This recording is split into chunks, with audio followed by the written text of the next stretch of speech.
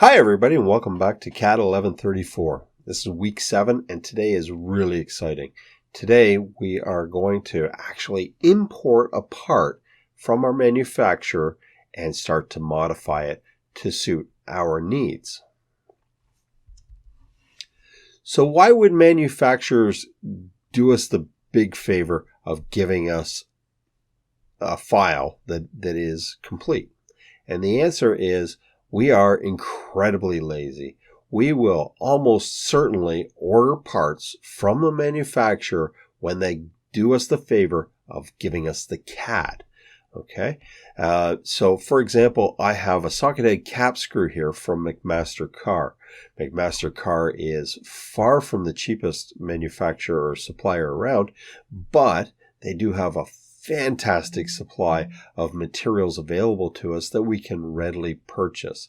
So if it's a one-off, if it's a prototype, if it's low manufacturing volumes, yeah, you're gonna order from the place that you can get CAD and a low number of items. If we're going to get into mass production, then you're probably not going to order from McMaster-Carr. You're going to go more to the source. It's analogous to if you need a bag of chips and that's it, you're probably going to walk to the corner store. But if you need an entire week's worth of groceries, you're going to pack the car up and go to the grocery store. Okay, so you can think of some of these suppliers as sort of the convenience store. That's not just McMaster-Carr. That would also be DigiKey or Mouser or even Canadian Tire if only they had CAD available to us. And so what we're going to do today for the first step is I want you to go to one of these sites and I want you to download the CAD for the box that we made a couple weeks ago. And I want to show you how easy it is to actually import these parts and compare that to how much time we spent creating that 2D drawing. And it's a valuable learning experience, but you'll find that now if this CAD is available, you will never make a 2D drawing because it's just so fast and easy to import it. Okay, now you'll find that sites like DigiKey, Mouser, Electrosonic, Allied, they all port you to the Hammond manufacturing website at some level. And so perhaps the best way to do this is to go directly to the Hammond website, and you want to search for 1594 Delta or D zip file. Okay, and so here I'm going to go ahead and do that myself. Let me fire up my Google Chrome here. And so hammondmfg.com. There we go. And we are searching for the 1594D. And we see that it comes in a few different flavors. This would be BK for black. This has a gasket. This would be the gray version. And so, yeah, why don't we grab just the gray one for now? Perfect. This is exactly what we want. Shoot. And we are looking for the 3D CAD. And so we want the step file. Okay. We'll select that. And it's downloading, as you can see. And one of the first things that we're going to want to do is to take these step files and IGES files, and we're going to put them someplace where we can find them. For me, I'm just going to drop all 4 of them on my desktop for now, so that I can remove them later. All right. The next thing to do is we want to open up our AutoCAD. And we want to start a new drawing. And what we want is the AutoCAD ISO drawing. We are looking for, yes, the ISO 3D. ISO 3D. And you'll see that it automatically drops us into our 3D platform. Life is good, and everything will be in metric to start with. And so what we want to do first is we want to go to the Insert menu, and under where it says PDF, we're going to do this little pull down here, and we want to import another format. In this case, we're going to go to my desktop, and you can see that we're searching for IGES files, and that's fine to start with. And we will grab the box. We'll start with that. And it says that it's happening in the background. That's fine. We'll just say close. And you'll notice down here at the bottom, we get this little flashy guy and then a hot link. We'll click on the hot link, and it automatically drops our part in at 000. Okay. We can repeat the process, and this time we'll bring in the lid. Do this. And it drops that in at 000 as well. I'm not too awfully worried about the lid. We'll get rid of that for now, but because I want to show you later how to use the Align tool, we're not going to worry about that today. So if we wanted to make some modifications to this, obviously we could go in and create a sphere, for example, or a cylinder. Let's move this over so that it interferes.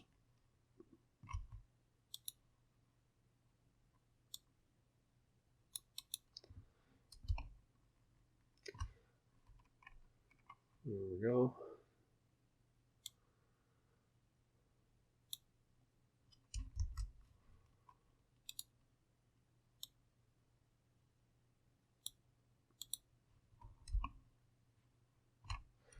Perfect. Okay, so just a random bit.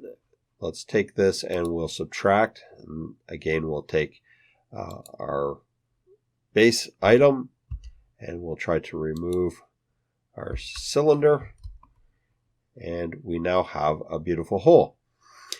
If, however, we were to, say, make a hole on this face, one thing that you'll notice is that it's on an angle. Okay, that is because if we look closely, there is draft or an angle on this part. Okay, so that's fine if that's what you're looking for.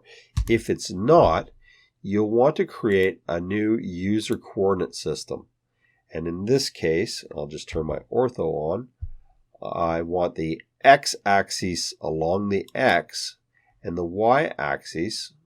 Oops, grabbed the wrong spot here. So there's my x-axis and there's my y-axis. And you'll notice that now I'm looking straight through here. And so we'll grab a part, some thickness, and we'll put it where we want. And this time we can subtract everything and we end up with a hole that is actually correct. Now let me do this one more time, and this time I'm going to create one that is on that draft angle, and I'll show you why here in a moment. So let's just subtract this. from this. By the way, if you select something and you want to unselect it, shift and left click it, and it can erase that, or unselect it, I should say. And so here I have a few holes. Feel free to pause the video, play around with this, make as many holes as you wish. This is just the in-class exercise, so we're not too worried about any detail. But the next thing that I'm going to do is I'm going to go into my layout tab, and I'm going to erase this viewport. The reason is I want to go in and from base select my object. Just to give you a quick demonstration here. There we go. We'll change the scale.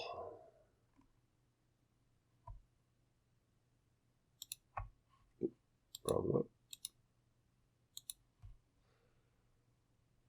Okay, so we'll grab here, enter. Okay, so we've got a front view, we've got a top view, and we'd like some side views. So I'm going to create some projected views of this guy here and here. And why don't I throw in a nice isometric view. Okay, so I'm okay with this so far, but the reason I wanted to show you this is because if we go under, let's go back to our drafting and annotation. There we go. And we're going to throw in a couple dimensions. One dimension that you might want is up here. Let's grab this guy.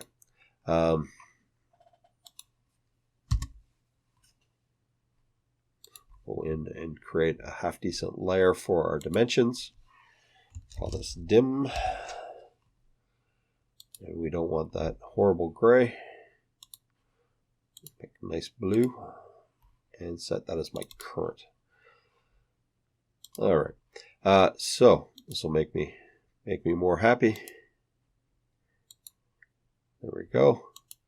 66.3 millimeters. That's fantastic.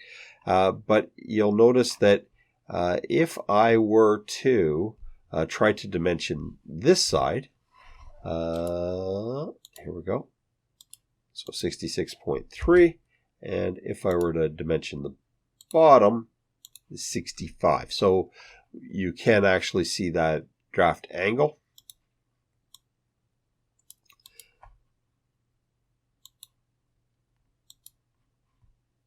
Which, there you go, works itself out to about a degree.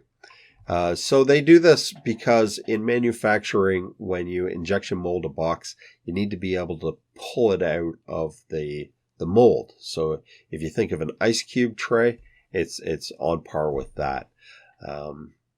With an ice cube tray, you've got other issues, mainly being that the ice expands when it's being frozen, but the similar concept. Okay. Now, I mentioned the holes. Okay, so here's the nut to crack. Okay, if I grab this diameter, right, I can pull that diameter out, 15.63, easy as pie, right? If, however, I try to grab the hole that I made on that 1 degree draft, notice that it doesn't select. Right, I can't pick either side. And that's because if we zoom right in, you'll notice this double line. What that double line is you're actually looking at the front and the back of the material. And if we look on this side, we can see that this side is solid and the back side is actually hatched or hidden. Okay. And so this is the problem.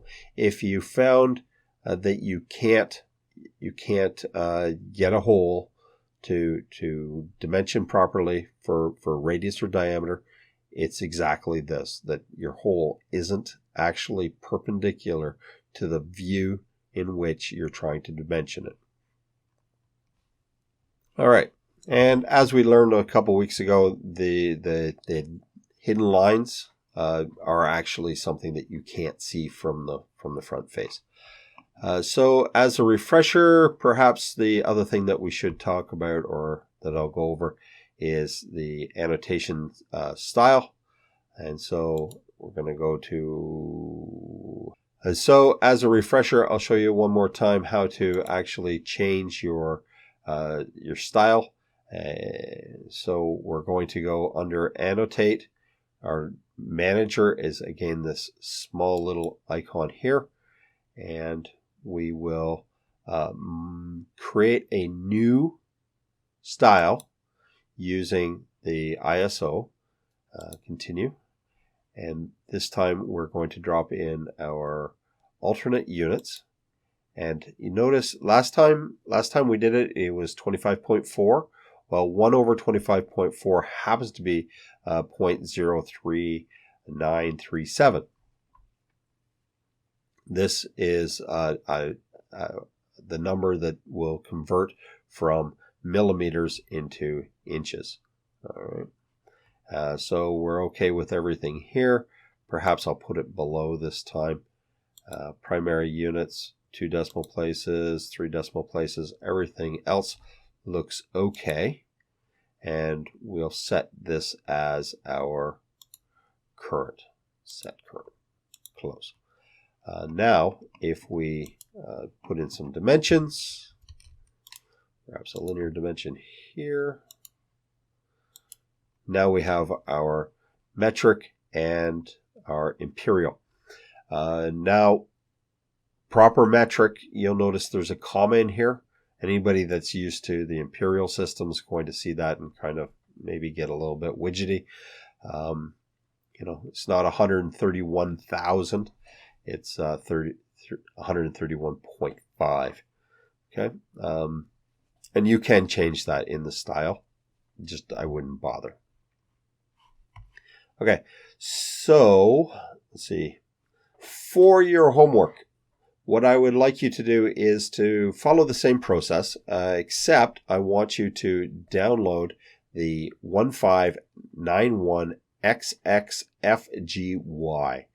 Okay, now this is going to come in as a single box. So you're going to have a lid, you're going to have some screws, you're going to have the base, and what you're going to do is you're going to take the box, you're going to burst it into its individual components. Make sure that if you use the explode instead of the burst, that you don't take it beyond a solid. If you turn it into surfaces, you won't be able to do any modifications to it. So you'll notice that right away, that you won't be able to, for example, make a hole. Okay. Now, once you've got it burst into its components, move each component into its own layer. The reason being is that when you start to modify the box or the lid, I would like you to be able to hide everything except the object that you're working on. This makes it a lot easier to work and will definitely expedite the process.